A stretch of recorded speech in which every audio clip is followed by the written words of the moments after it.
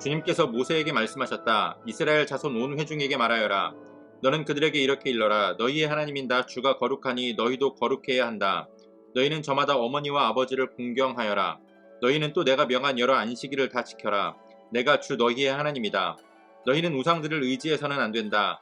쇠를 녹여 너희가 섬길 신상들을 만들어서도 안 된다. 내가 주 너희의 하나님이다. 너희가 다 주에게 화목제로 희생제물을 가져올 때에는 너희가 드리는 그 제사를 나 주가 즐거이 받게 드려라. 제물은 너희가 나 주에게 바친 그날로 다 먹어야 하지만 그 다음 날까지는 두고 먹어도 된다. 그러나 사흘째 되는 날까지 남는 것은 불에 태워버려야 한다. 사흘째 되는 날에 그 남은 제물을 먹으면 그 행위 자체가 역겨운 일이다. 제물의 효력이 없어지고 말 것이다. 날 지난 제물을 먹는 사람은 누구나 벌을 면하지 못한다. 나 주에게 바친 거룩한 것을 그가 더럽혔기 때문이다. 그런 사람은 자기 백성에게서 끊어질 것이다. 밭에서 난 곡식을 거두어 드릴 때에는 밭 구석구석까지 다 거두어 드려서는 안 된다. 거두어 드린 다음에 떨어진 이삭을 주어서도 안 된다. 포도를 딸 때에도 모조리 따서는 안 된다. 포도밭에 떨어진 포도도 주어서는 안 된다. 가난한 사람들과 나그네 신세인 외국 사람들이 죽게 그것들을 남겨두어야 한다. 내가 주 너희의 하나님이다. 도둑질하지 못한다. 사기하지 못한다. 서로 이웃을 속이지 못한다. 나의 이름으로 거짓 맹세를 하여 너희 하나님의 이름을 더럽혀서는 안 된다. 나는 주다. 너는 이웃을 억누르거나 이웃의 것을 빼앗아서는 안 된다. 내가 품꾼을 쓰면 그가 받을 품값을 다음날 아침까지 밤새 네가 가지고 있어서는 안 된다. 듣지 못하는 사람을 저주해서는 안 된다. 눈이 먼 사람 앞에 걸려 넘어질 것을 놓아서는 안 된다. 너는 하나님 두려운 줄을 알아야 한다. 나는 주다. 재판할 때에 공정하지 못한 재판을 해서는 안 된다. 가난한 사람이라고 하여 두둔하거나 세력이 있는 사람이라고 하여 편들어서는 안 된다. 이웃을 재판할 때에는 오로지 공정하게 하여라. 이 사람 저 사람에게 남을 헐뜯는 말을 퍼뜨리고 다녀서는 안 된다. 너는 또 내 이웃의 생명을 위태롭게 하면서까지 이익을 고려해서는 안 된다. 나는 주다. 너는 동족을 미워하는 마음을 품어서는 안 된다. 이웃이 잘못을 하면 너는 반드시 그를 타일러야 한다. 그래야만 너는 그 잘못 때문에 질 책임을 벗을 수 있다. 한 백성끼리 양심을 품거나 원수 갚는 일이 없도록 하여라. 다만 너는 너의 이웃을 내 몸처럼 사랑하여라. 나는 주다. 아멘. 8월 3일 수요일 오늘의 매일 성경 본문 말씀은 레위기 19장 1절로 18절까지의 말씀입니다.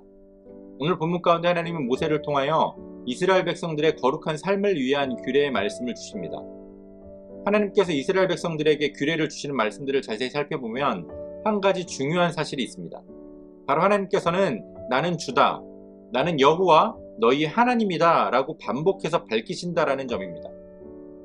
하나님께서는 이스라엘에게 규례를 주시면서 그들이 그 규례를 따라야 하는 그 근거를 하나님과 그들의 관계 가운데에서 찾으십니다. 나는 너희의 하나님이고 너희는 내 백성이기 때문에 내 규례를 따라야 한다라고 말씀하신다는 겁니다. 오늘의 본문에서도 하나님은 스스로를 너희의 하나님인 나, 주라고 밝히시면서 내가 거룩하니 너희도 거룩해야 한다라고 말씀하십니다. 우리의 신앙은 하나님과의 올바른 관계 정립에서부터 시작되어야 합니다. 내가 중심이 아니라 하나님이 중심이 되셔야 합니다. 나의 기분에 따라 나의 상황에 따라서 말씀에 순종할지 말지 또 규례를 따르지 않을지를 결정하는 것이 아닙니다.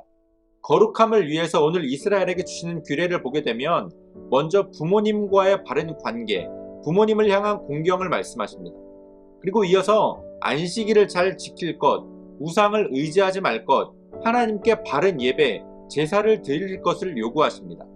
특별히 제사에 있어서 드려진 제물 중 남은 고기를 먹는 일에 대해서 경고하시는데 그 제물을 먹는 것도 하나님의 규례를 따라서 정해진 날짜에 먹어야 합니다. 이틀이 지나고 사흘째가 되면 아깝더라도 모두 다 태워버려야 한다라고 말씀하십니다. 하나님께 드려지는 피와 기름뿐만 아니라 제사자가 먹도록 주신 그 고기도 하나님의 뜻에 따라서 다뤄야 한다라는 겁니다.